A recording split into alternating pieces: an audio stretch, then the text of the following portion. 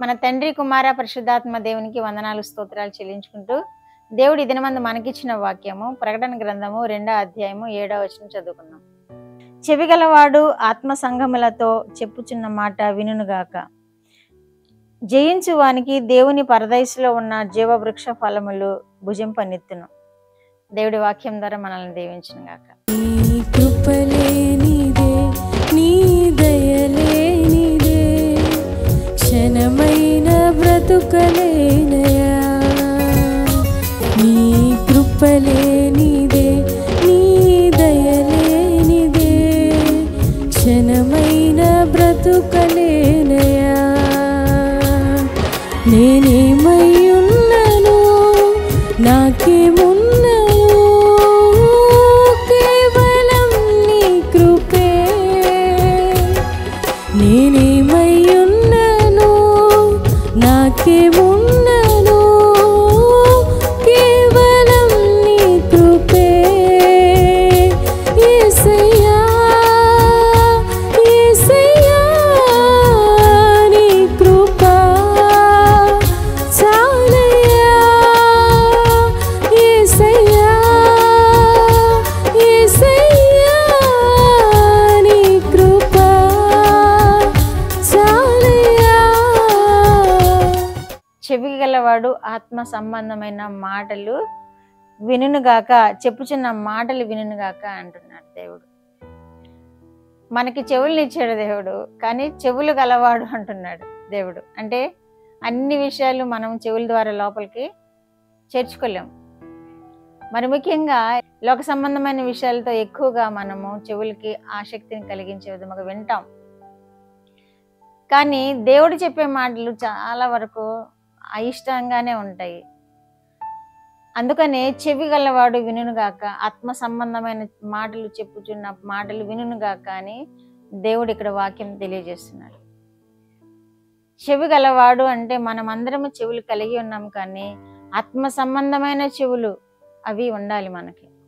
ఆత్మ చెప్పే మాటలు వినాలంటే మనకి ఆత్మ సంబంధమైన చెవులు ఉండాలి. మన చెవుల్ని దేవునికి సమర్పించుకున్నప్పుడు అప్పుడు మన చెవులు దేవుని మాటలు వింటాయి, ఆత్మ సంబంధమైన మాటలు వింటాయి. ఆత్మ సంబంధమైన మాటలు వినినప్పుడు మనకి దేవుడు ఏం చేస్తానంటున్నాడు? జీవవృక్ష ఫలములను తినిపించేదను. అది ఎక్కడుందట? జీవవృక్ష ఫలము పరదైసులో ఉందట. ఈ ఏదైనా తోటను సృష్టించినప్పుడు దానిలో కూడా జీవవృక్ష ఫలం ఉంది. కానీ ఇప్పుడు భూమి మీద ఆ ఏదైనా తోట ఉన్న ప్రదేశం అంతా నిర్మానుష్యంగా ఉంటుంది, పిచ్చి మొక్కలతో ఉంటుంది, ముళ్ళతొప్పలతో ఉంటుంది. ఆ ప్రదేశంలో తోట అనేది కనబడదు మనకి, బహిరంగ భూమి లాగానే ఉంటుంది. ఏదైనా తోటని ఆదాము అవ్వలను పంపించేసిన తర్వాత బయటికి దేవుడు బహుశా ఈ ఏదైనా తోటని పరదేశంలో పెట్టుంటాడు. ఎందుకంటే దేవునిలో చనిపోయిన వారు అక్కడ తోటలో విహరిస్తున్నట్టుగా కొంతమంది చెబుతున్నారు. మా మామయ్య గారు చనిపోయినప్పుడు మా అత్తయ్య గారికి 2వ రోజే కనిపించింది ఆ విషయం. తోటలో మా మామగారు తిరుగుతున్నట్లుగా ఆమె చూశారు.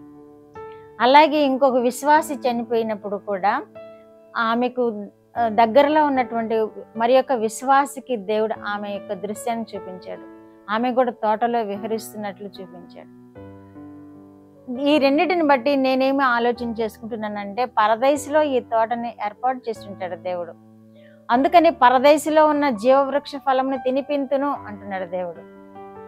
మనమందరము చెవిగల మనుషులమే, కానీ ఆత్మ సంబంధమైన మాటలు మనం వినినప్పుడు ఆ పరదేశకు మనల్ని తీసుకొని వెళ్తాడు. అక్కడ జీవవృక్ష ఫలాల్ని మనకి తినిపిస్తాడు. అది ఎంత భాగ్యం అంటే అది ఎంతో భాగ్యము. ఆ పరదేశంలోకి వెళ్ళడం అనేది ఎంతో భాగ్యం. ఆ దేవుడిచ్చే జీవవృక్ష ఫలాన్ని తినడం అంటే అది ఎంతో భాగ్యం. ఈ శరీరం విడిచిపెట్టిన తర్వాత కూడా ఆ పరలోక రాజ్యంలో పరదేశంలో తినే అవకాశం ఉంది అని మనకు తెలుస్తుంది. ఎందుకంటే జీవవృక్ష ఫలములు తినిపింతును అని దేవుడు తెలియచేస్తున్నాడు కాబట్టి తినే అవకాశం ఉందన్నమాట. అలాగే పరదేశంలో ఆ నది ఒడ్డున నెలలా కాపు ఇచ్చే చెట్లు ఉంటాయి, అవి తిన్నప్పుడు స్వస్థత కలుగుతుంది అని కూడా ఉంటుంది కదా. కాబట్టి మనల్ని దేవుడు ఈ జీవవృక్ష ఫలాన్ని తినిపిస్తున్నాడు అంటే దానికి మనం నోచుకోవాలి. ఎలా నోచుకుంటాము అంటే దేవుని యొక్క మాటలు వినటం ద్వారా, దేవుని యొక్క వాక్యం ధ్యానించడం ద్వారా, భక్తి విశ్వాసాలు కలిగి ఉండడం ద్వారా ఆ పరదేశంలో చేర్చుకుంటాడు. ఆ జీవవృక్ష ఫలాన్ని తినిపిస్తాడు. 2 వ్యక్తుల ద్వారా వారు చనిపోయిన తర్వాత తోటలో విహరిస్తున్నట్లు మేము స్వయంగా విన్నాం. కనుక ఆ పరదేశం అనే తోట అయి ఉంటుంది. బహుశా ఆ తోటలో జీవవృక్ష ఫలం ఉంది. జీవవృక్ష ఫలాన్ని ఇచ్చే చెట్లు ఉన్నాయి. ఆ ఫలాలని మనకు తినిపిస్తానంటున్నాడు. ఎవరంటే దేవుని మాటలు విన్నవారికి. చెవి గలవారు దేవుని మాటలు వినినప్పుడు ఆ జీవవృక్ష ఫలాన్ని తినిపిస్తానని వాగ్దానం చేస్తున్నాడు. కనుక మనము దేవుని మాటలు విందాము, దేవుని మాటలు మన హృదయాల్లో భద్రపరుచుకుందాము. ఆ విధముగా మనం జీవిద్దాము. ఆ విధముగా ప్రార్థన చేస్తూ దేవుళ్ళు గడుపుదాము. త్వరలోనే ఈ రాకడ రాబోతుంది అని మన విషయాలు తెలుసుకుంటున్నాము. ఎందుకంటే ఇజ్రాయేలీలు భూమి మీద లేకుండా చేయాలని శత్రు దేశాలు కూడగట్టుకుంటున్నట్లుగా మన వార్తలు వింటున్నాం. అది ఎప్పుడు రాబోతుందో మనకే తెలియదు, అంతం ఎప్పుడు రాబోతుందో మనకే తెలియదు. కానీ త్వరలో రాబోతుందేమో అనుకుంటున్నాం. కాబట్టి మనము దేవుని యందు విశ్వాసం ఉంచాలి, దేవుని మాటలు వినాలి, దేవుని యొక్క కృపను పొందుకోవాలి. ఆ జీవవృక్ష ఫలాన్ని మనము తినాలి.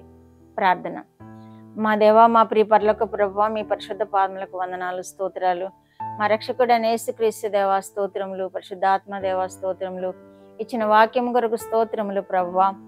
దేవా, వినిచిన బిడ్డలందరూ మా తండ్రి మీ మాటలు విని నైనా మీ యొక్క పరదైసుకు అర్హులుగా జీవించే కృప దయచేయండి ప్రభువా. ఆ జీవవృక్ష ఫలాన్ని తినే భాగ్యము ప్రతి వారికి దయచేయండి ప్రభువా. మీలో జీవించినప్పుడు అట్టి భాగ్యం ఉంటుంది కనుక నైనా ప్రతి వారు అట్టి భాగ్యం పొందుకొని ఆశీర్వదింపబడేలాగా మీరు కృప చూపండి. వింటున్న బిడ్డలందరినీ మీరు ఆశీర్వదించండి. ప్రార్థన కోరిన బిడ్డలను మీరు విశేషంగా దీవించండి.